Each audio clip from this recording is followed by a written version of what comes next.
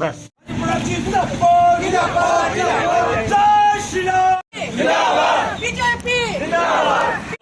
Black নাই black কো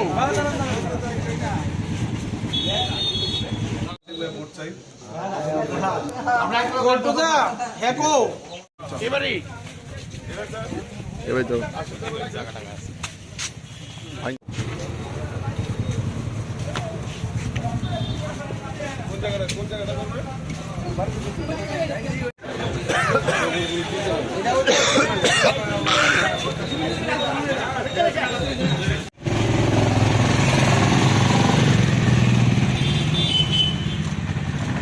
slogan দেন না গরম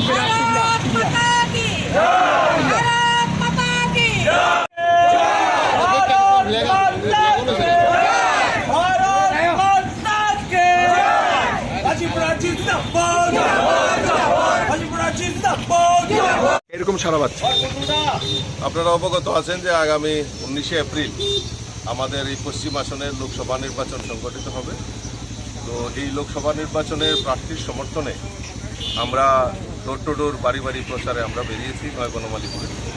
তো মানুষের মধ্যে যে উচ্ছ্বাস, মানুষের মধ্যে যে আশা এবং মাননীয় যিনি প্রার্থী হয়েছেন আমাদের প্রাক্তন মুখ্যমন্ত্রী বিপ্লব কুমার দেব, ওনার পরিচিতি আগে থেকেই রয়েছে।